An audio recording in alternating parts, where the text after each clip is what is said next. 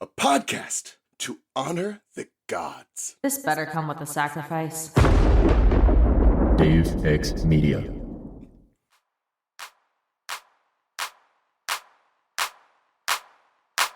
The bits.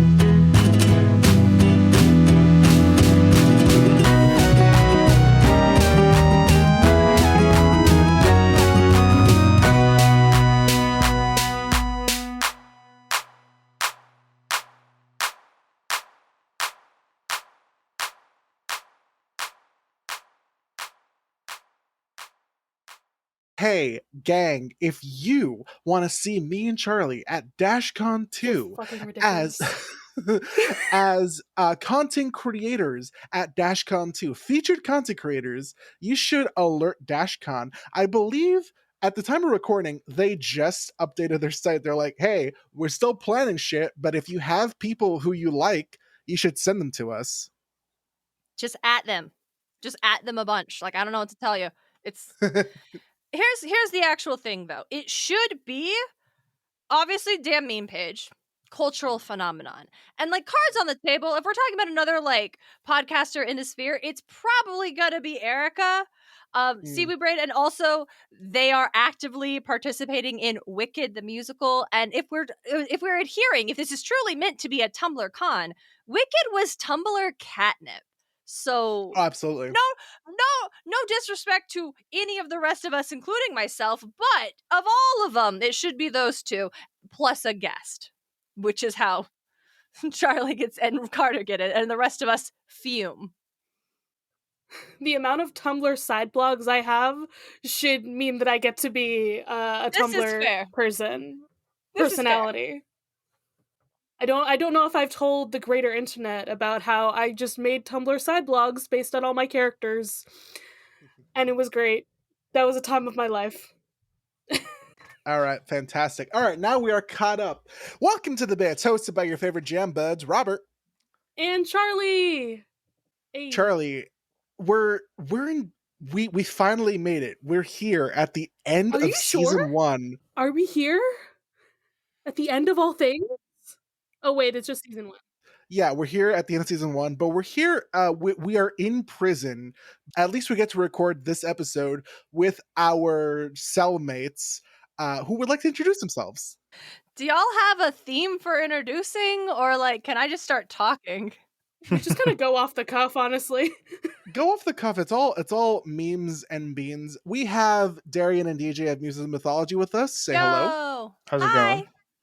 We refuse to say hello. We will not be told what to do. Jailbreak! Woo! If y'all would like to introduce yourselves, what you do on the internet, and your pronouns, that'd be fantastic. Hello, I am Darian. I am the co-host and sister figure of Muses of Mythology. My pronouns are she, they. The they is new. It's very experimental. How's everybody doing? I'm DJ. I am the brother of the Muses podcast.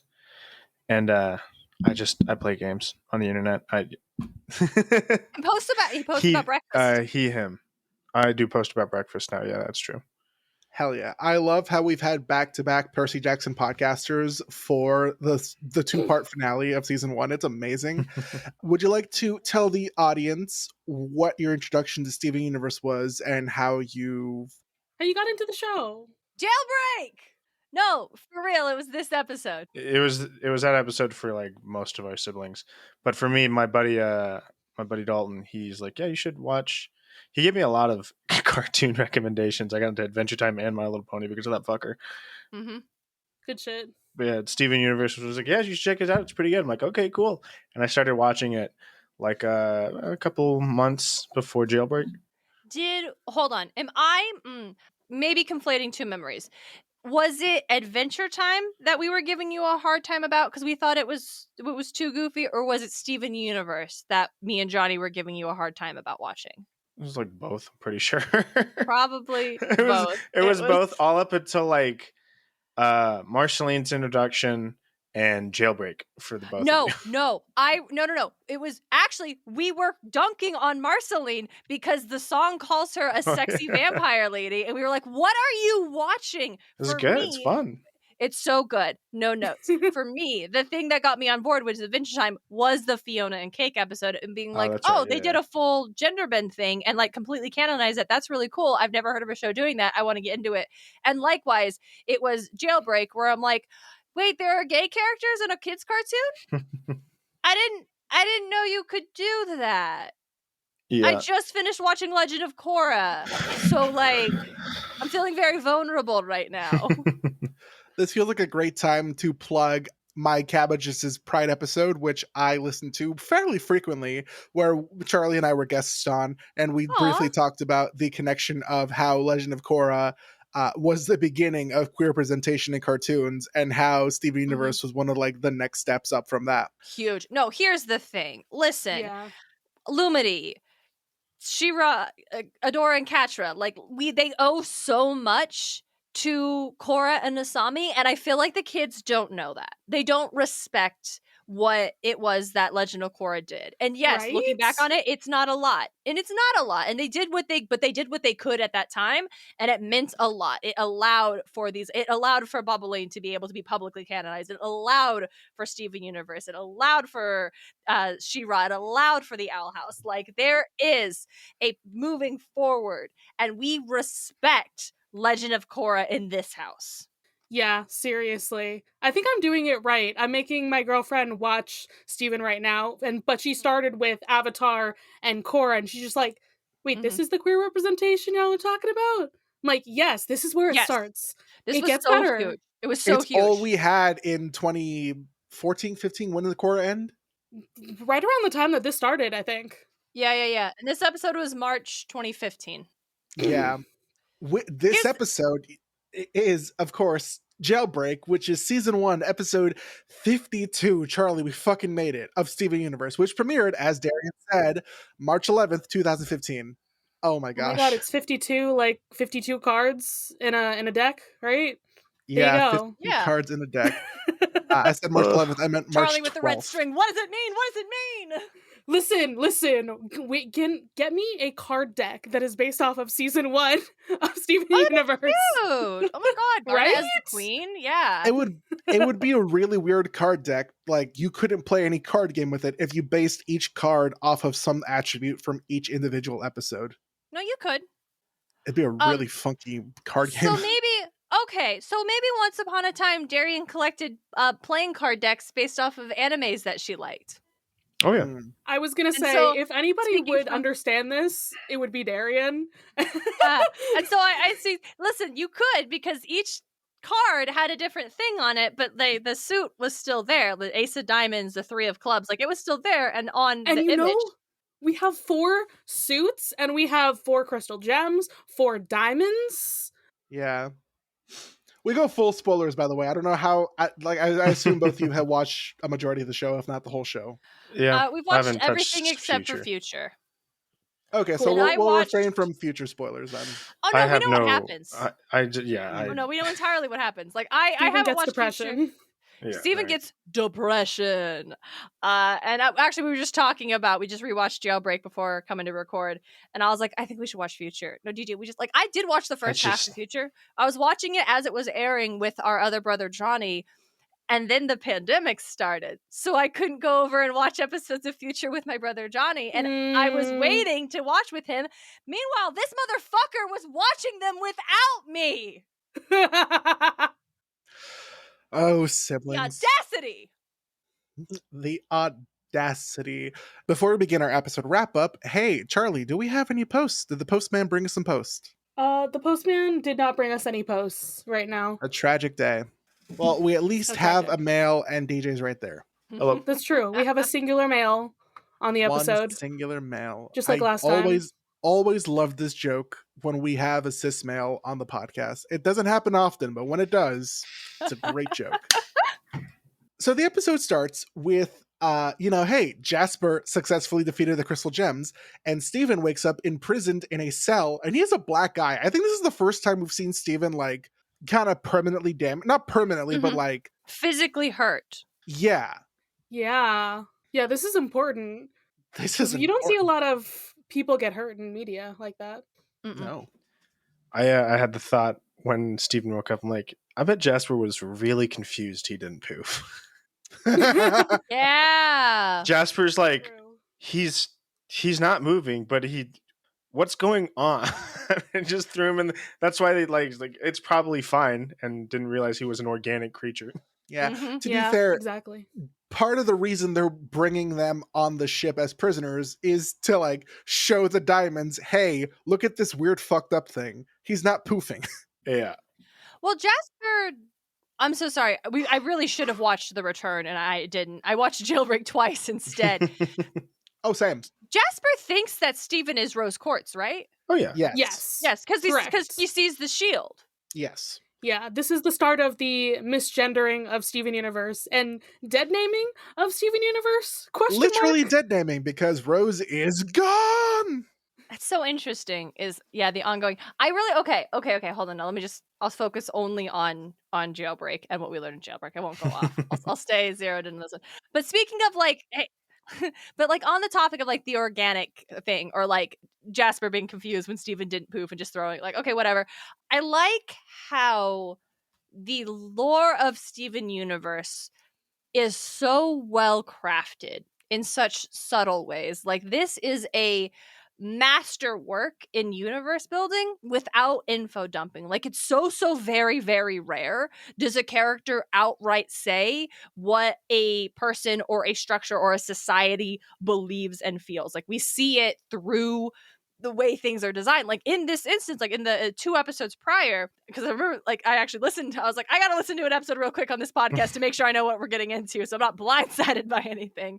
And y'all was talking about, and I was like, right, Pearl builds an EMP to try to figure out how to dismantle Peridot's stuff to defend themselves, and it doesn't work. And we're like, oh shit, the diamonds, the gems are so far advanced, we're in trouble. But when they bring Steven in, and Steven is able to go through this barrier that is like literally made of the same stuff that caused Garnet to forcibly like discorporate and retreat and retreat back into the gyms. Word. Oh my god, thank you. I mean, terrible in context of what happened to Garnet, but wonderful word. SAT knowledge up and out. Oh my god, thank you. and the fact that Steven is able to force his way through, and when later on when they fight with Peridot and he just grabs the thing and takes it from her, like it's such a glaring security problem. Like, and they brought him on the ship and didn't even think about it, and it demonstrates without like text, without like monologuing to us, that the gems think nothing of organic species. They don't think anything of them. They're so unimportant that they don't even think about how their defenses are useless against a human being because they don't even think of them. And that's going to play so much more into later things, and it's introduced here so well. Absolutely. Like, yeah. And then like on a like slightly lesser note, they don't even really explain what this is doing to the gems either. Like again, it's all context clues. It's like, oh yeah, this destabilizes them because they're made of light and what have you. But it can't do that to Steven because he's not made of light. He's made out of squish. He's, you know what? No, we need to make a joke because Steven, like humans are mainly 70% water. So it's like, gem technology is not good against water. Well, not for Malachite at the end, that's for sure. When Ruby touches it, her hand literally disappears. It like statics out of existence for a second. And we literally see what it does to her. And I would wonder if Connie or Greg was on there, if they could just walk through and it wouldn't even fuss with them. Like if it does fuss with Steven because he is part gem. And that's just, and I also appreciate how no one tells us that's why. Like no one, Sapphire and Ruby, no one says, you're able to go through because you're half human. Like they don't say that. In any other cartoon, they would. Yeah, they're not holding the audience's hand. They know the audience is clever enough to get it. I yearn for the days. All of us saw some of the backlash that like the Percy Jackson series got, where it was like, why aren't they explaining this or that? Why aren't blah, blah, blah, blah. And it's like, you're supposed to be able to gather these meanings from context clues. Modern television holds the crap out of the viewer's hands. And even then, even it's pretty then, rough. you'll have people be like, why didn't they explain this in full detail? Because you're supposed to fucking gather that information.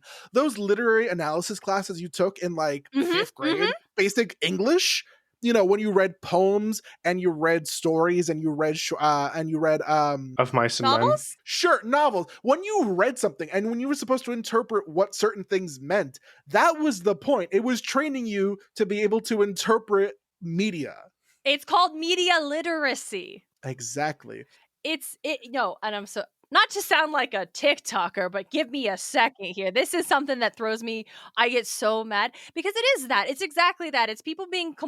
It's modern audiences being somehow completely unable to. Not everybody, obviously, not everybody, and honestly, not most people. I don't think it's most people. I think it's a few folks who are just very loud on the internet. And it is like producers and not directors and not writers, I think, but like producers and studios not believing in the audience enough. Because I think a writer, a storyteller knows an audience is going to get it. Like they believe and trust their audience because they are a reader, they are an audience.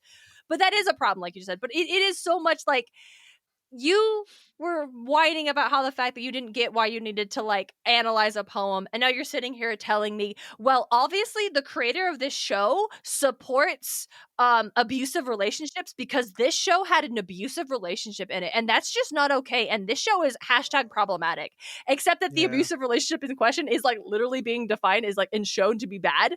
Like it is literally you are supposed to walk away understanding that this is a bad thing that is happening. And yet, people in the audience don't seem to be able to draw that conclusion for themselves. No. Yeah, has been. Oh, damn, DJ got me. Oh, Well, you man. know, because I knew exactly. I have the same complaint, dude. I read those same comments, and I'm like, you guys are dumb. And that's why live action Katara is the way she is. Because loud people on the internet couldn't understand the nuance of the character and what she was doing. So they stripped all the, quote, problematic things from her character, and we get a nothing character. Yeah. Sure. So, Steven, speaking of audiences not having media literacy by the end of a show's run. Oh, jeez. Oh, we'll get there eventually. But Someday. where we're going. If I have to sit through one more Rose Quartz was a villain thing, I'm going to lose my fucking mind. So yeah, Steven finds out he's able to go through the barrier. He encounters a nice little irate gem named Ruby. And together they make their way towards a singing voice. And eventually they have to separate, and Steven finds Lapis. Have And to that's what- is saying Ruby wasn't impatient and ready to abandon anyone else on her quest to find her girlfriend. Ruby straight up was like, "Oh, who cares, about Lapis?" Meanwhile, Lapis is just sort of being like, "Hey, listen, if we do what they say, they might not hurt us too much. I can't escape because if I do, it'll make things worse." So Steven inevitably just has to leave her there, and the image of Lapis getting like not consumed by the shadows, but like all her main features being turned to shadow, strong as shit. Like, holy fuck. Chef's kiss. Wow. Very anime. If you need that explained to you, she's feeling regret, depressed, emotions of a negative variety. I don't know. She's not currently blue, so I don't think she's sad. Actually, going off Charlie, when you just said, "Oh, it's so anime." Actually, this is a question I have. Would y'all classify Steven Universe as a Western anime? Sort of in the same vein that people do for the original Avatar? Yeah, like I might. I I wouldn't. might classify that because it does have some, like, it has a lot of anime influences. Rebecca Sugar was very much inspired by magical girl anime to make this show. I mean, it, of course, is not in the style. and not just magical girl, like all of it. Yeah.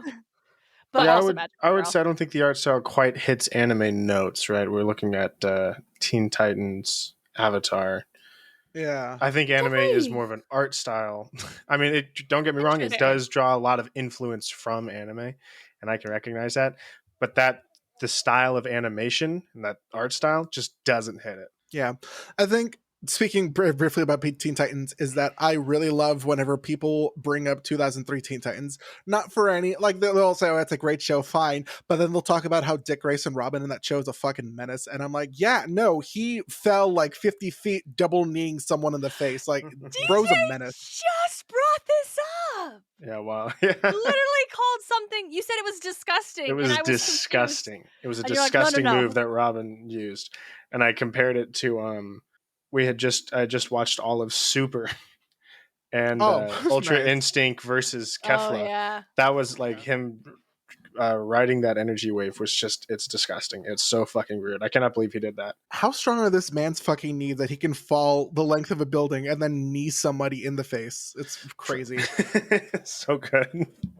So Steven gets nearer and nearer to this ominous singing. Well, I shouldn't say ominous, to this, it's a nice song. Yeah. And at one Siren-esque, point, but without menace. yeah, it's very good. At one point, Ruby is also like, oh, I can't see. And I think that's like very interesting because like she doesn't have the future vision, right? I love Good. that. It's very she strong. can't see. I love how they're trying to fit in last minute hints. It's like, we are at the precipice, folks. Here are some last minute hints for you to guess what the twist is. Also, Ruby just looks like a little Garnet. Like, her It's whole true. design. It's like Garnet had a child. It was Ruby. Garnet is Either way. mostly Ruby, but with like the intelligence of Sapphire. With like the demeanor of Sapphire. Demeanor, that's a better word, yes. Unfortunately, Steven, on his way to the singing voice, has to stop because Peridot and Jasper are walking by. They're talking about setting a course for Gem Homeworld, and that they should check up on the cluster. Oh my god. The first True. time we've mentioned it, I think. First mention of the cluster in the same episode where we confirmed that that Garnet has been a fusion. That's great. Big fan. I did not clock this was the first time we talked about the cluster. I thought the cluster wasn't mentioned until like late season 2, early season 3, but no, damn, we're bringing this out really early. Like, It's mentioned here, but it doesn't, like, because they don't mention it again until they're running with Peridot, and Peridot's like, y'all don't know about the cluster? This is a problem! yeah, it's either she first mentioned it here, unless it was mentioned the last time we saw Peridot or something. Oh, no, it was just this time. This was the first time it was mentioned. Again, the lore, the drop. And this show inspired so much, like, rewatch, so much headcanon, so much theory because of the Right. way it was structured, because they never held your hand, because they never just, like, told you everything up front, because you were allowed to build and explore, and it's just, again, so well structured.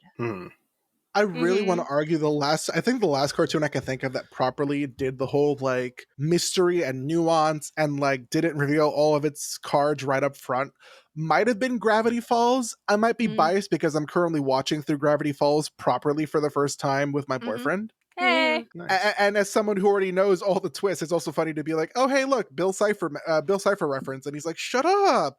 I'm like, I know, dude. There's a triangle in like every episode. What the fuck do you think's the point? But I think Gravity Falls was like a contemporary of Steven Universe. Early seasons, weren't they running at the same time?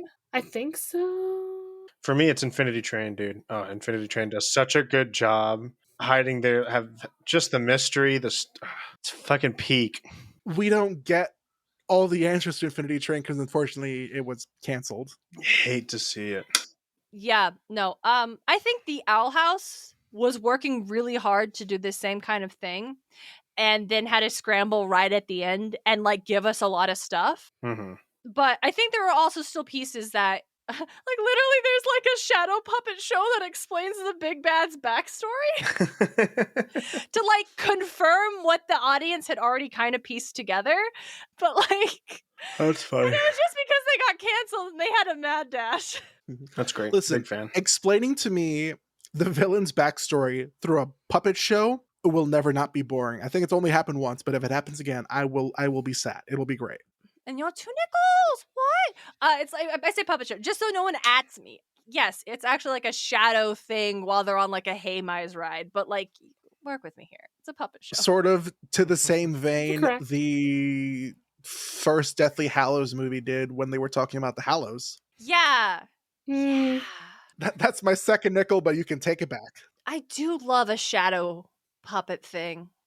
I do Mm. love a shadow. DJ and I are trying to figure out how we're gonna adapt the A Christmas Carol, because that is just the path we realized last night that we are on every year, talking about the Christmas Carol on our podcast. You're gonna have to I'm just make trying the to- perfect adaptation. Yeah. That's what DJ said. I was like, how do we make it stand out? And he's like, we make the true adaptation. We don't leave anything out. We don't cut out the sister. We don't cut out the girlfriend's happy ending. We don't cut out the time travel. Gee, the time travel sucks. I hate it when fucking they cut out the time travel. It's just it's disgusting, honestly.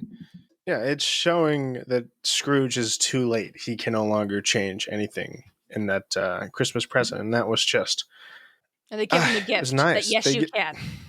Yeah, it was peak. It Not- was not cherry, dude. It's the cherry Not on what top. this show is about. But by the way, A Christmas Carol kicks ass.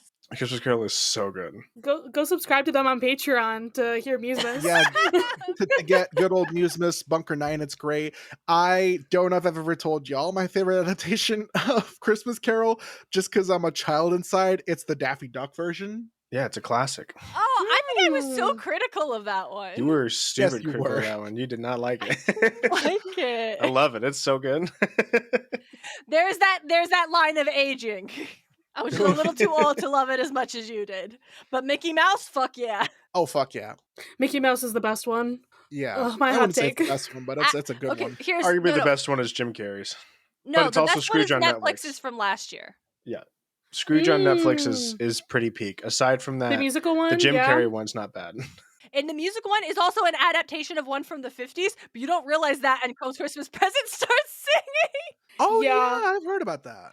Because It's the funny, one but that it's it's actually really adapting good. is my mom's favorite. So And that The one is designs very are so good. sick in that one. I love the Here's the thing about A Christmas Carol adaptations is that sometimes they just don't lean into the fact that these are ghosts and they can look whatever you want. And welcome to Muses, everybody, 2024. Scrooge is 49 years old. Did you know that? We figured out the math. He's not this old Ballparked man. it. He shouldn't be this crotchety fuck that they have him in every movie. He's so goofy crotch. It's like the late 1800s. It's like Okay. the 1800s. Living to your 40s is a fucking, like, a miracle. That's not true. The I mortality know. rate was strange because of sudden infant death syndrome, okay? Okay, you know what I I'm gonna like do right now? making No, we the- talked about dead kids. I'm bringing Robert and Charlie back their show back. Hey, this show is very gay, and that's why I wanted to watch it. Yeah, speaking of gay, now that Literally. Gay. now that Peridot and Jasper have left, Steven walks up to this blue gem. Her name is Sapphire, and he's like, "I like your singing." And then, And she knows Steven's name. oh, yeah, she also knows Steven's name. I love how she can run so fast and yet we never see her feet. She has She's no got a- legs. She's got a dash slide. It's so good. It's like Princess Peach when she does that side B when it's just her bashing people with her butt. Yeah, I think she's just got a wheel under there. I think that's all it is. No, we see her in a suit eventually. She has legs. True. Oh yeah, that's true. Yes. Yeah, but when the dress is there, it's the wheel. And then in a corridor, Let's interrupt Robert again. damn, Ruby and Sapphire, and they embrace. And Ruby is like, did they hurt? Oh, no, I'm sorry. Sapphire is like, did they hurt you? And Ruby's like, who cares? I do. And then I think we see properly the first queer kiss on a cartoon. Not really. Is it not? Sapphire kisses Ruby's tears. That counts. You know, It doesn't count. It's very It's a cheap good. kiss. It doesn't count. Because I'm Damn sure it. there have been other queer-coded femme cheek kisses in the past. Yeah, it's not the first mutual kiss, but it's still a tender moment between two Yes, quote absolutely. unquote female characters. They have no gender. They have no gender, but they do all identify as she, her, as feminine. Yeah. Like, Yeah. yes, the gyms. And I actually think Emerald may be they, them, canonically. Because the I voice don't actor remember. is non-binary. I don't, this is so Emerald. far, but I think I We remember see there her was like controversy. once. Let me see. Once. Here's the thing. I'm really bummed out we didn't get more Space Pirate Captain Lars. Right? That should have been the spinoff show. At least according to the wiki, it says she, her, but I don't know. Because they just It's been a minute cast since I like saw a that episode. non-binary voice actor for this, so I always wondered. And I think yes, the gyms have no gender, but I think that's more like, but they still identify as feminine. They have no gender, and it's like default she, her, to specifically like protest and like as a counter to the default of masculinity that we see so often. And I think that's important to discuss, especially in this episode, because I remember a lot of people trying to argue that Steven Universe and the stuff with like Ruby and Sapphire, well, that's not really gay because they don't really have a gender. I feel like that makes it gayer. I was gonna be like, yeah, if two people who don't identify in a binary gender kiss, I feel like that's even gayer. Yes, that is true. And in queer spaces, we recognize that, but in spaces that are seeking to like delete and dismiss those kind of narratives, the people who would look at the end of Legend of Korra and say, they're just gal pals, they're gonna get guessed up and travel together. Like, Okay. Okay, look at you not understanding context clues. No, Carnot is 2 lesbians in a trench coat. And now it finally happened. As we find out, because Nice. after this, I guess, unfortunately, not the first queer kiss in a children's cartoon, happens, they like twirl around, they merge, Steven's in awe, and then they become Garnet. Who's got like a new design, and I love it. Absolutely. It's really cute because Steven's like, Garnet, you're a fusion. And Garnet's like, oh, we didn't want you to find out so soon, you know? And then Steven's like, well, did I make a good first impression? And Garnet is like, oh, Steven, we already love you. And I'm like, my heart. I love we. I love the use of we, how it's Sapphire, it's Ruby, and it's Garnet. Like, Garnet is the fusion of these two entities, but she and herself is also her own entity, and it's so good. Absolutely. I love this show. I forgot how much I loved this show. Garnet is a feeling, and her feeling is love. Just rewatch it, and hey, if you need a podcast to go along with as you watch through it, by all means, Yeah. we're here. Yeah, I have a podcast for you. Oh, really? What is it? It's called The Bits. I was going to say it's called That's a Sitch. It's a wonderful Kim Possible button-up. I can't make that joke. Anyway, what are we talking about? The song? The song. Oh, This is that where we get song the is- song. It's before 3 we get minutes to the song- long. This episode is only 12 minutes long. they knew what they were doing. But before we get to that song, quickly, Garnet is like, hey, go find Pearl and Amethyst and take control of the ship. And Steven's like, well, how do I do that? Steven gets a kiss on the forehead and he gets momentary future vision. And I love how, again, his eyes star up and he's like, future vision. The way the actor delivered that line was so good. Oh, Steven! I feel like if there's any of the actors or producers or whoever we can actually get on the show, it would be Zach. Mm-hmm. That's like the strong. I mean, it's still like a 30% chance, but as opposed to like getting Rebecca Sugar on here, which is a 0%. What's Rebecca Sugar doing these days? I need to consume more of their content. I don't know if they're making anything currently, but they are very big on TikTok right now, posting a bunch of like behind the scenes. Oh, here are some first draft drawings of characters. Here's the thought Ooh. process behind certain songs or certain scenes. Here's me singing some of the songs you guys really like. And I'm like, fuck yeah. Nice. The most recent thing that they did was Fiona and Cake in Adventure Time. Oh, yeah, obviously. There we go. Fiona and Cake. Nice. I forgot. Hey. Hey, Can I talk about Fiona and Cake real quick? by all means, I promise it's gay. So like, I promise. it better be. Please talk about It it. has to be. Did y'all watch the Fiona and Cake miniseries, which is no longer a miniseries because they're doing a second season? But like DJ and I are very like, we don't know about that. Did y'all watch it? Yes. Okay, I haven't seen okay. Adventure Time. Okay, that's fine. Is it okay if I spoil this thing for you? Go ahead. Okay, so we're watching it, right? And the whole premise is like the Fiona and Cake universe is a fan fiction written by Prismo, this like interdimensional deity. And to hide it, because he's not allowed to create anything because he's a wishmaster, he hid it inside Ice King's head because Ice King was so crazy no one would notice. And then when Ice King became Simon Petrov again and lost all the magic, so did the world of Fiona and Cake. It stopped being magical and just became like a regular ass world. So you've got Fiona and Cake going on this magical adventure being like, the world should be more magical, this is bullshit.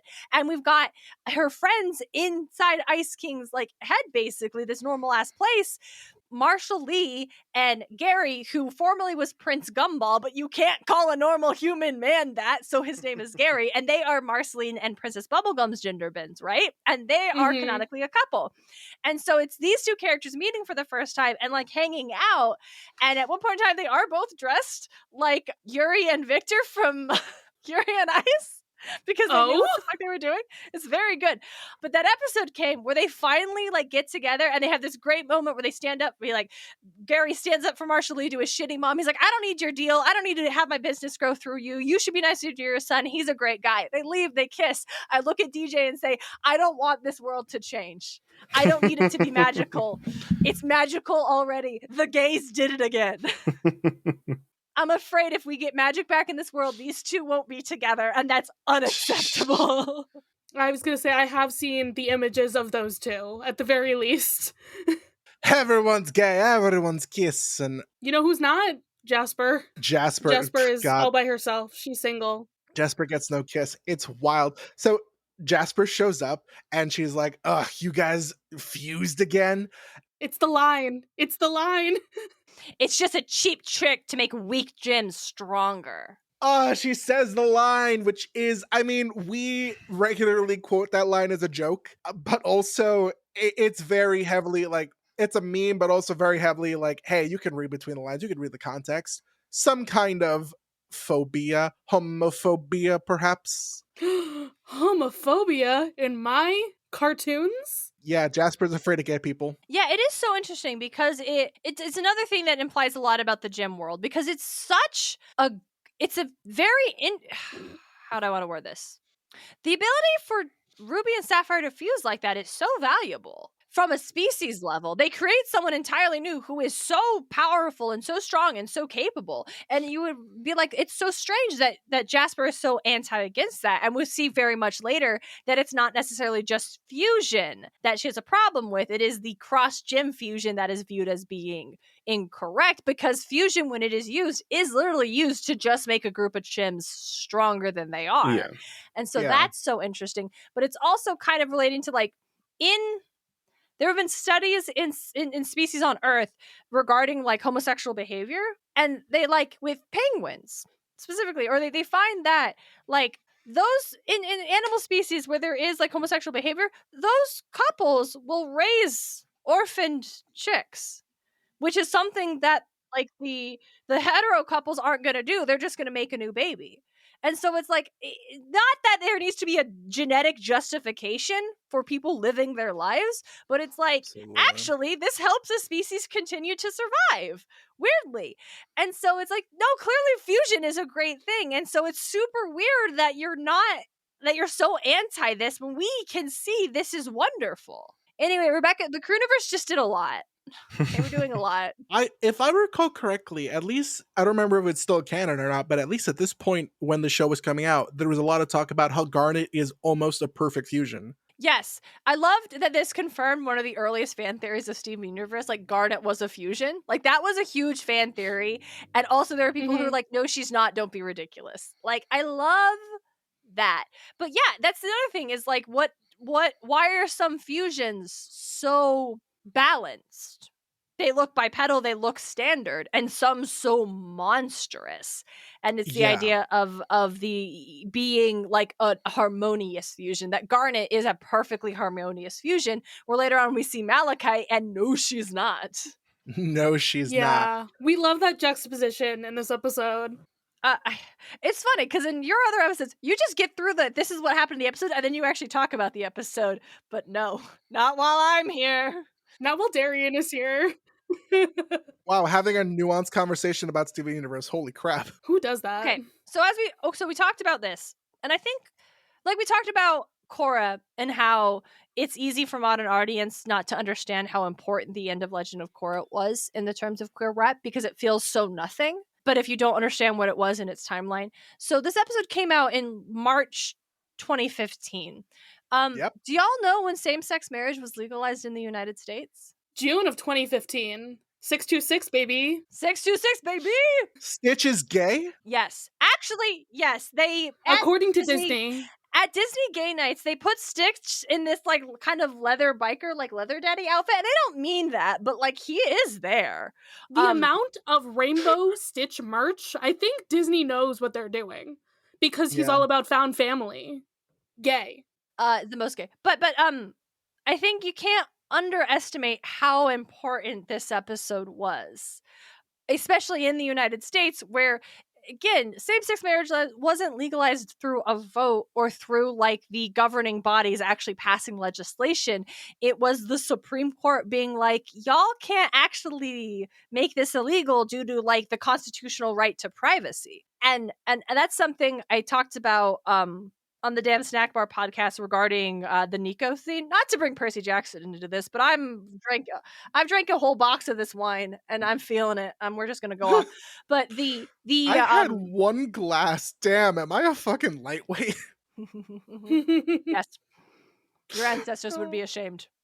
They really would be. But the fact that it in most states would have been illegal for two people like Sapphire and Ruby to get married and have a relationship like Garnet when this episode aired cannot be understated how groundbreaking it was, and how this episode, like I watched it because I was like, that's so interesting. I've never really heard of anyone doing that. Anyway, so in 2015 I didn't know I was gay yet, but the signs were there. Let's just say. Poor baby there gay were Darian. I know, she was such a dummy. She was doing her best. She didn't know what it meant to be ace and lesbian. There was no one like her on the media. She didn't know. There's still no one like her on the media. You should read my book. It's coming out eventually. Anyway, what I'm trying to say is it's not even done yet. This is tipsy Darian. I'm so sorry. DJ hasn't talked in a while. Did you notice that? He's been very quiet. I got nothing to say. What I'm trying to say is, God, this was important. This was super important. And it also told us what Steven Universe was actually going to be about. I think in a way that even the heavier episodes, even like Ocean Gym and Mirror Gym, hadn't quite done yet. Like, this is the moment where Rebecca Sugar and the Crewniverse said, this is the kind of show we're making. This is what it's going to be. And fuck Cartoon Network. And now we get the iconic Stronger Than You. Yeah, it's an anime fight. While Garnet is just singing Stronger Than You. It's an anime fight during a musical number. It's so good. It's peak Steven Universe. Like the most Steven. The entire premise of the song is we are stronger than you because we work together. I love the line, you're just mad because you're single. Fuck yeah. Get him. It's so good. It is this Sapphire and Ruby being reunited. You could definitely have people who say, no, they just love each other. They're just best friends. See, Steven asked if Ruby was looking for her friend, and Ruby didn't correct. So obviously they're just friends, guys, because some people are Delulu like that, right? Like the Kurosami stuff. But in the song, it's where it is explicit. No. This is a romantic relationship. She dunks on Jasper about it. She says it so many times. She's a conversation. She's a feeling. She is made of love. And Estelle's performance during this number. This is the best song in Steven Universe. I don't know if any of y'all have ever seen Estelle perform this song live, but damn. Oh, I believe it. I bet that's moving. I think I might have seen videos of it. Yeah, that's what I meant, videos. I don't think Estelle performs this song anymore, but, you know, at the peak of Steven Universe... It's been almost a decade. I know your show is specifically, like, doing the 10th anniversary, but shit, I was 20 when this episode came out. I was 17, and I still thought I was straight and a guy. Oh man, me too. I thought I was cis when this came out. DJ, how have you changed in the last decade? I've not. Just living my best life. Good for you, DJ. I'm so proud of you. I love you so much. I need to point out, because the not music expert in me, but somebody who enjoys music in me would like to say it, is that Peridot should have had a verse. I thought every time I think Peridot's gonna sing. Every time. Because it hits that beat so hard, and the way the actor delivers the line feels like don't touch that. It feels like it's gonna be a rap. Yeah, Charlie, exactly. And I've seen this so many times. You've seen it, right? But every time I think Peridot should rap here. It's good she didn't. kind of would have ruined it ruins the song. I'll be real. People have made it. I don't like it. I don't like it as much as I like just the standard song. It's just Garnet's song. DJ's right, and I agree, but also I mean, subsequently, that's also why, like, Peridot, not Peridot, that's also subsequently why Pearl doesn't get a little part. All she's like, okay, ship, take us home. Woo! Yeah. Also, Pearl, what is happening there? she's very into whatever's happening here. Like, good It's for new tech. She's never seen this before. She's like, That's- whoa, this is crazy. I Pearl love has that. never seen binary code. Damn. Not being plugged straight into her mind like that, at least. Yeah. I Yeah. love, can I also, in that sequence, can I talk about, I love Amethyst cheering Pearl on. Like, that's Yeah. just like this really satisfying conclusion of their season 1 arc. Like, these two characters who are the most at odds, the most, like, Mhm. could not get on the same page. And we'll still get that later on. We'll still get moments where they don't click. And that's, like, of course, that's, you know, but in like the episode prior, how they instantly are able to fuse into Opal. Right? And then this one where Amethyst is just like, you got this, Pearl, like just cheering her on and believing and trusting her to get them out of this. Like, it's so good. Yeah. Yeah. So Pearl does not really get them down. Okay, it's not her fault Jasper can't win in a fight and crashed into the engine core. Like, I fully believe Pearl would have landed this ship. Maybe, but Who also we knows? need to remember Pearl trying to get to the stars with shoestrings Oh, yeah. and gum. Hey, she almost got there. She almost exploded too. Yeah, but she He almost got almost killed there. Steven. Keyword almost. Didn't happen. But did he die? No, but Greg almost did too. Yeah, damn. So many Pearl. Maybe you know how graphic design is not my passion. Maybe building ships should not be Pearl's passion. Listen, she doesn't do it again. She learned her lesson. We're allowed to make mistakes. It's what being alive is all about. True. The show is all about making mistakes and learning from it. That's true. Another thing about this episode, it's just when I said, like, this is where they said it, what it's going to be. And I don't just mean gay and musical and bold, but also the thesis statement of Steven Universe is the Jasper and Garnet fight. This Jasper who thinks they're so strong because they're hyper independent, they stand on their own, they're utterly loyal to their own like cause unquestionately, and Garnet who is a fusion, who is a rebel, who is a representation of a relationship, who is part of a team. Like that idea of the connection and the bonds we build in our lives being stronger than anything else, of love. And yes, in Garnet's case, it is absolutely romantic love, but the idea of love, not loyalty, not fear, not suppression, not power, but love being the most powerful thing in the universe is so important. I am very drunk right now.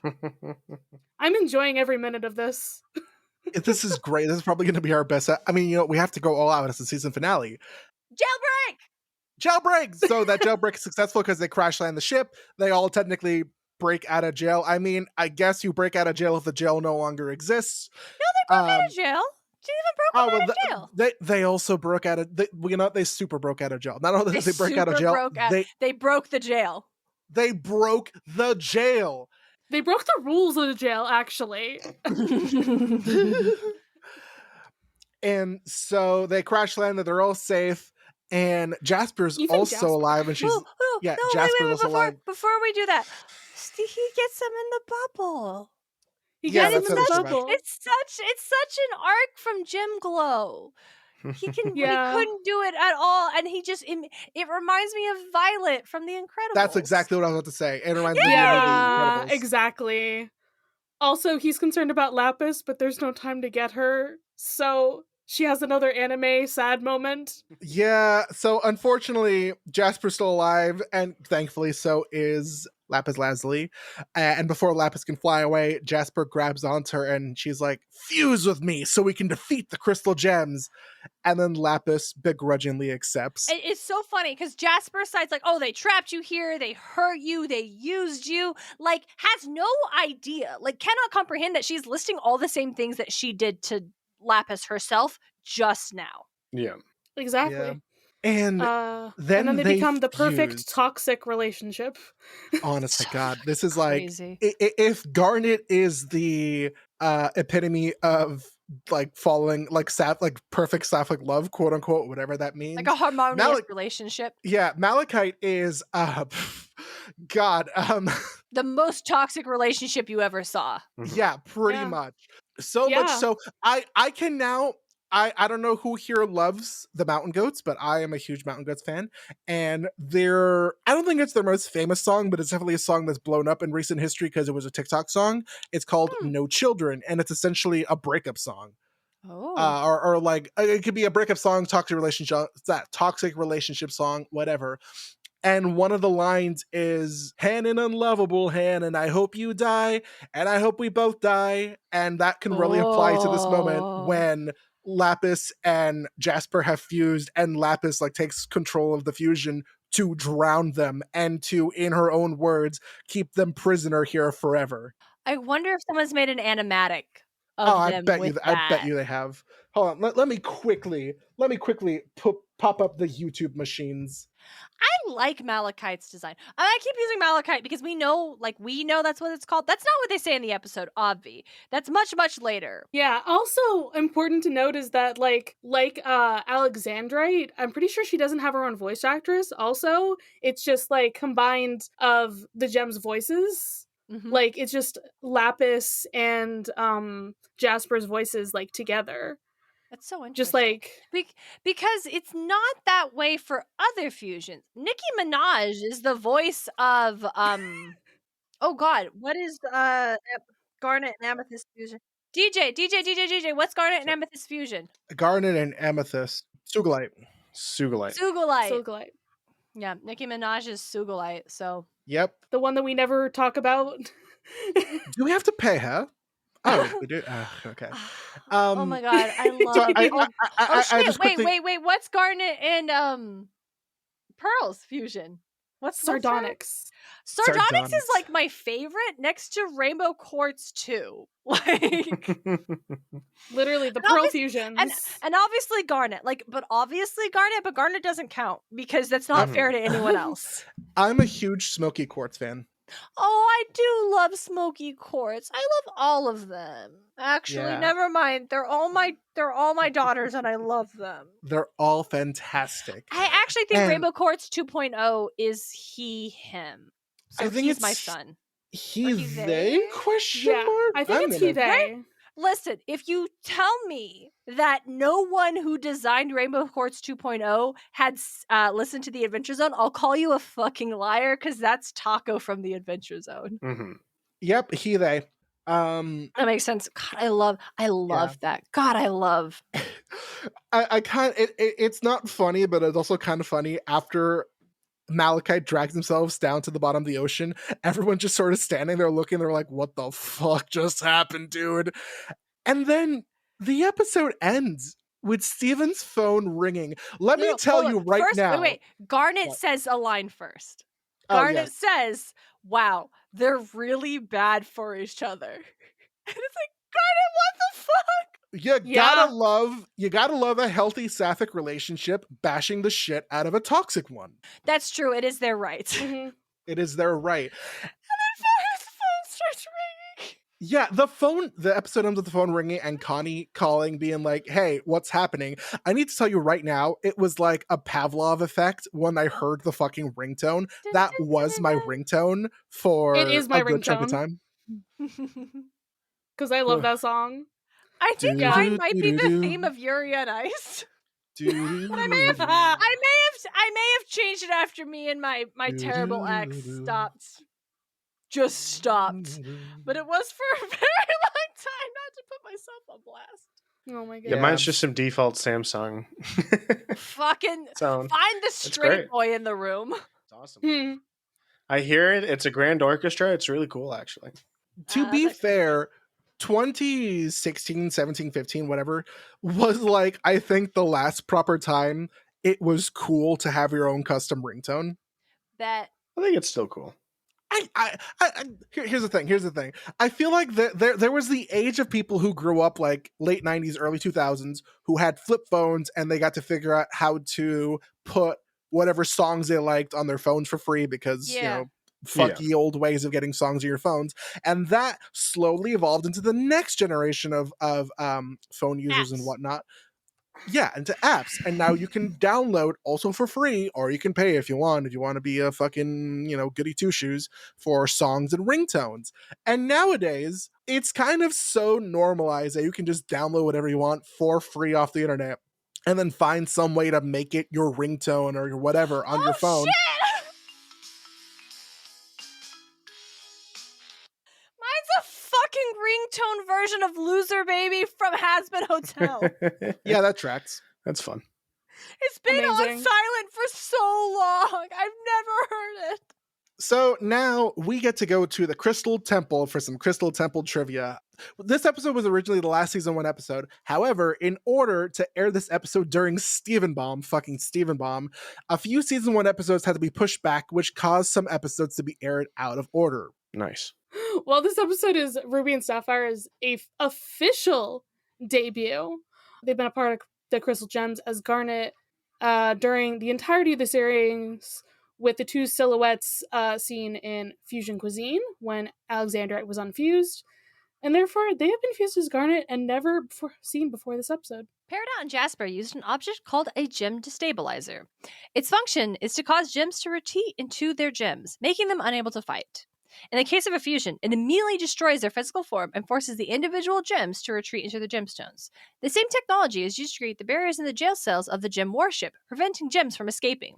Stephen managed to escape the barriers unscathed. This is due to him being half human and half gem, which causes the field to only deliver a slight shock instead of injury. During New York City Comic Con 2016, Kat Morris listed this episode to personally be one of her favorite episodes to have worked on. And this episode marks Garnet's first solo song. Now we can... Oh, God. Do we want to talk about the controversy? We gotta talk about this controversy because... Yeah, we have to because we had our... I'm sorry. Can I say who Kat Morris is? Sure. I mean, you could assume there's someone who worked on the show, but it feels important to shout them out. So they're a staff member of Steven Universe as well as a writer for a regular show, and they started as a storyboard supervisor and outline writer for Steven Universe. But as of Sadie's song, they were promoted to supervising director. Hell yeah! Good shit. Controversy. Yeah, we gotta talk about this because we had a whole freaking episode during our first Pride Month of this show, where we had to talk about everything that was censored. And this was a censored thing. Did you know? When this episode first aired in France, there was some controversy. The song Stronger Than You was incorrectly translated the first time. It had been translated to make it a song of Ruby and Sapphire's friendship rather than their relationship. This caused outrage amongst French fans of the show, believing the change in meaning to be a form of homophobic censorship. However, it actually appeared to be a simple error in translation. The French version of the song was then redubbed to retain the original meaning. Thank you, France, for fixing that. Thank you. That's Thank really you, France. good. You did it. Very unlike Malaysia and the Owl House. So good for France, I guess. Far be it for me to compliment the French, but I guess this one time. You get this one time, France. That's it. In an effort to find Sapphire, Ruby ends up finding Lapis Lazuli instead, which could be a reference to how people have often confused the gemstone Lapis Lazuli for Sapphire throughout history. And I personally think this is bullshit, but okay. Okay, I guess. I think it's just the best time to reintroduce Lapis Lazuli into the episode. But all right. Yeah, I think you're right. But this is the opposite of the media literacy critique I had, where now I feel like we're overthinking it, but for funsies. Go on. Peridot's line, "Go to Earth," they said. "It'll be easy," they said, is a possible reference to a line from the 1995 game World of Warcraft 2. However, it could also be from the unnamed Roman soldier in Asterix cartoon film, The 12th Task of Asterix, 1976. This line is also popular internet meme, Laundry Room Viking. What the fuck? Oh, this meme. Wait, this isn't World of Warcraft. It's Warcraft 2 Tides of Darkness? Who cares? It's Warcraft. I said Warcraft 2. Who cares? Yeah, it's the second Warcraft game. There are 3. Yeah. Okay. Garnet's glass placing animation at the beginning of Stronger Than You can be a reference to Mega Man X, where In the intro cutscene, as soon as the game starts, Mega Man X places an incorrect helmet instead of the original, but later corrects it, as the animations are very similar. Also, more proof of this was that the intro cutscene was a popular joke during the mid 80s. It may also be a reference to Tokoimi Sentai Go Busters, as part of their transformation has a visor attached over their eyes. I can't believe I completely forgot to mention. This is, I guess, chronologically the first instance. It's not canon, but it's the first chronological instance. Second chronological instance, because we technically did get it in what was the prequel episode with Greg and Bros? Oh, I really like that. Oh, Story for Steven? In Story for Steven. But this is like the first time, I guess, chronologically for us in terms of seasons. No, even then that's not true. Whatever. It's the first time you really see the whole like Garnet's visor part of it goes blue or pink, quote unquote, depending on who's talking. It's never been officially confirmed. In fact, I think some of the writers are like, no, that's not true.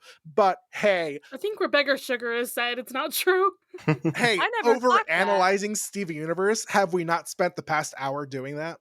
We have. True. We have, in fact. Hey, listen, at least we're not bitching about like size scaling. So I think that's good for us. Peridot's hair in later seasons. It's so weird seeing Peridot in this episode. She's so tall. That's my girl, and I don't know her. Lapis not a gremlin. Too. I don't know her. It's good. Big fan. All right. Jasper's grin while fusing with Lapis may be a reference to Regan MacNeil's possessed face from the horror movie The Exorcist.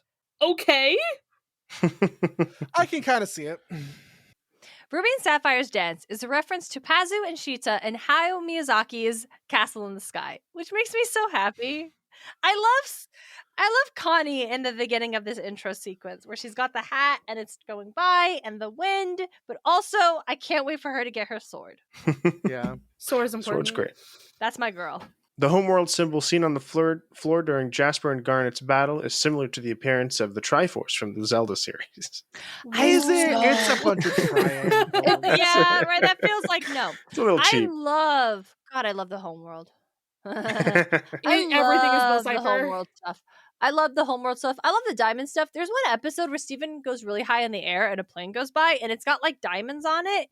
And there's like, it's part of that like thing I talked about earlier with like the quiet lore building where it demonstrates the gem's presence on the world is still felt. Like how we have things that are named after mythologies. Like I'm sure no one believes in the gems anymore. Like no one believes the diamonds, but the gems were such an influence on this world for so long, for however long they were, that it probably survived in mythology and folklore and certain like cultural traditions. So you probably have an airline that's a reference to that. Mm-hmm. And that's really cool. I don't remember what episode it is, but it's really cool. It's something in the future, but now we get to go to Charlie's favorite section of the trivia. Continuity? I hate how you say it. Continuity? Charlie, prior to this episode, Baby, no! prior to this episode, I mean, to be fair, they come from Boston, so they also say rum. Oh, okay. All right. I understand. I did not know how to say this word for many years, so I started coming on podcasts and saying this word, and now I'm made fun of for it. Now it's just a bit. The bits. Shit, yeah. Prior to this episode, Garnet hinted that she was a fusion and alone together, saying it was not hard for her to fuse, and how overjoyed she was towards Stefani. She was so excited about Stefani. Oh my god. Yeah, seriously. The cluster's threat is later described in depth in When It Rains. Ooh. Jasper alludes to when Lapis was prisoner on Earth, as seen in Mirror Gem. The change in Garnet's shades is later foreshadowed in Love Letters. And as usual, fuck errors, because I don't care if like one frame is miscolored. Yeah, or like they did something different. Yeah, I don't know. And there's like, I actually don't know how many there are in an average episode. There does feel like there's a lot in this episode, but this episode's so big and so important that I'm like, yeah, they were focused on other things. Like, I don't get it. I've never gotten it. It's weird. Neither have I. Now we get to our pearl points, which go kind of double because we're each assigning a pearl point. So yours is for Garnet. Okay. Yes. Mine is also for Garnet. Who else is giving pearl points? I feel like it has to be Garnet. DJ, who are you giving yours to? Steven. Oh, right. Why Steven? Because he's the GOAT. He got through the barriers. What I get to do now is that we've assigned our final Pearl points for season 1. I get to read through the entire list of everything we've given our Pearl point to. I'm Starting ready. with the bottom. Can we just do the top and the bottom? It'll be quick. It'll be quick. Come on. So now we get to go through all of the Pearl points real quick. Tied for last place with half a point each, we have Lars, Lion, Kiki, the Steven's ukulele, Pearl's tea set, Steven's destroyed TV, the trans agenda, Charlie's partner Abby, Wind Lizard. Tied for second to last place, we have at 1 point each Pearl, Nana Fue, Mr. Smiley, Opal, Trevor, Watermelon Tourmaline, Mysterious Gem in the Mural, The Butterflies, the pizza ordered because of Together Breakfast trauma, Strawberry on top of the Together Breakfast, Steven's oversized phone prop, Cookie Cat, fan art of the pillow as a person, Metal Mutt, Punch Buddy, Jelly Jiggler and Tsunami, Dewey Mobile, Garnet's goggles, Ranger Guy, the building Onion crashed into and set ablaze, the cloud Amethyst 8, Boomerang, the evil bear, Steven putting Pearl's gem under a heat lamp, the box office lady, Aw. Dogcopter, the boat Onion harpooned, corrupted gems in the ocean, the golf pants, the jar of pickles Sadie opens, the biggest bowl of ice cream, Garnet's guitar, whoever edits the Steven Universe wiki, the butt lobster,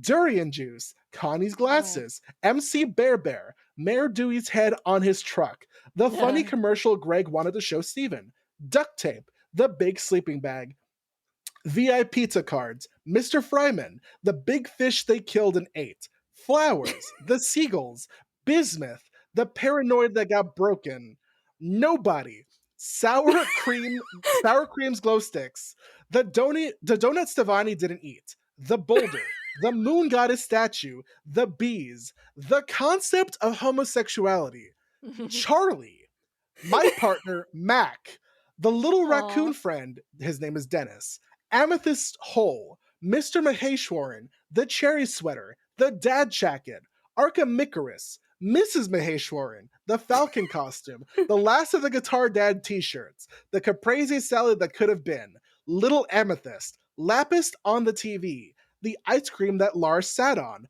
the glow stick Greg gave to Steven, Quartersign Quartet, and Jasper. Jesus fucking Christ. Tied for 1.5 points each, we have Snakes and Tiny Little Whale. Tied for 2 points, we have Amethyst, Steven Jr., the Crystal Shrimps, the shark in the photo with the gems, Sour Cream, Lil Butler, the giant fuck-off axe, and Connie. Tied with 3 points, we have Petey and Lapis. And now, our top 4. With 5 points, we have Sadie. With 6 points, we have Steven. With 7 points, we have Greg. And with 8 points, we end the season off with Garnet at the top. Garnet! That's the my champion! I get it. For your mom! Oh my gosh. Fucking A. I would like to thank my partner, Mac, who is like the love of my life or whatever, who organized this Pro Point spreadsheet. Thanks, Mac. That's really cool really of you. awesome. You're not even on this show. Wow. He was only on it once. And wow, Mac. You have shit opinions on Marvel movies, but good for you. Thanks. And now for the question: what will our final question for season 1 be? What is the question? Fuck. You know what? That can be the question. What is the question? I guess. Like, if Garnet is the answer, what was the question? Oh, that's a good one. If Garnet was the answer, what was the question? Do y'all have that book?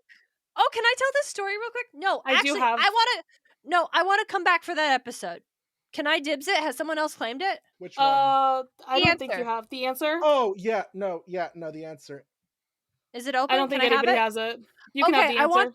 I want that, and then I'll save this really. Hey, here's the thing. You should give it to me because it's a really cute story, and it's gonna make y'all go, "Aww." So give me the episode. We will. And then remind Sober Darian to tell the story on the episode. Can I have Keystone Motel too? I want Keystone Motel too.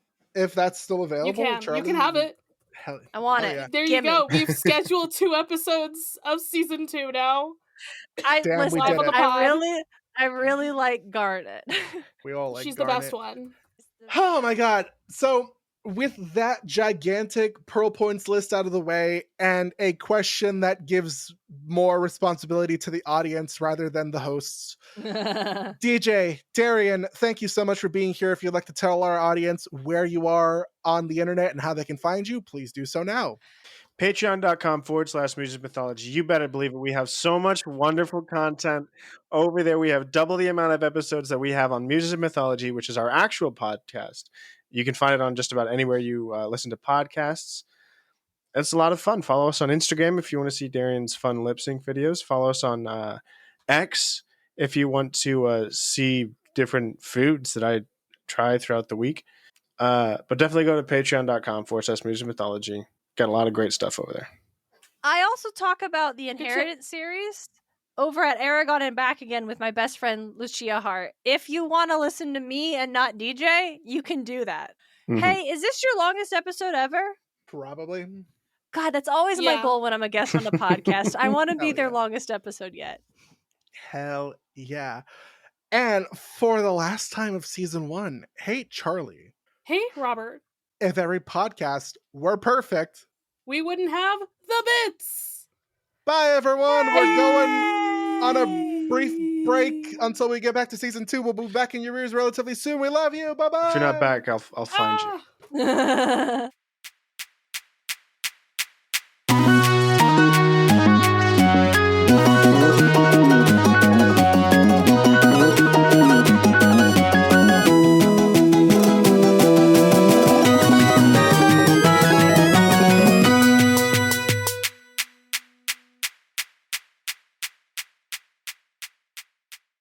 You can follow this podcast socials at The Bits SU Pod on Instagram and Tumblr. You can send a message to our Diamond line through thebitssupod@gmail.com. Be sure to give us a rating, a review, or let your friends and followers know how much you love the podcast. That really helps.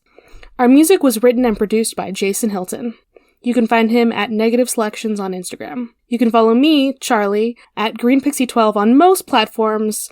And I also have an art Instagram at GreenPixieDress. At the Damn Meme page on Instagram, Twitter, and TikTok. Damn is spelled D-A-M. If you want to hear more from me, check out one of my many podcasts. I have a Once Upon a Time podcast called Entering Storybrooke, a Kim Possible podcast called That's a Sitch, and an Osman Verse podcast called The Truum Grammar Book Club.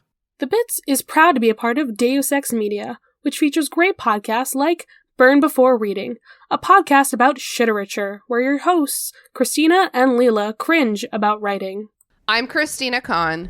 And I'm Leela Hilton. And this is Burn Before Reading, the podcast about shiterature. We're here to examine the terrible writing we did when we were younger. Like that school project you were really proud of. Or that poem you wrote when you got dumped. Well, how about that apology letter you wrote to your mom when you got into that fight? Or the song you recorded before you knew how to write music. Okay, don't at me. And we're here to talk about other cringy literary topics along the way. Like the Library of Alexandria. And Dewey Decimal. His name was Melville Dewey. Oh, well, do we want to get the clips rolling? I don't think I ever recovered from this in terms of being cool. Why did I say any of this?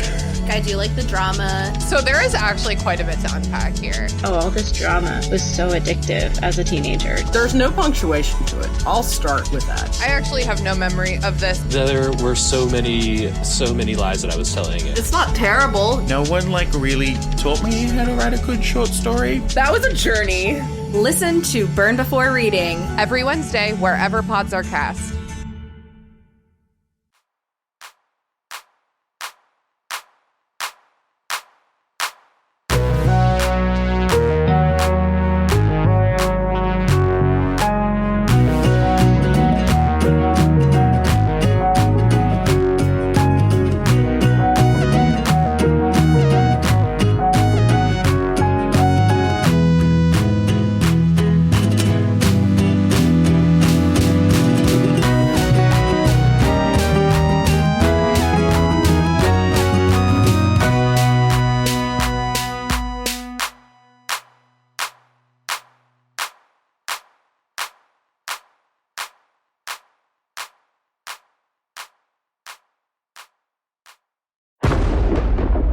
Dave X Media.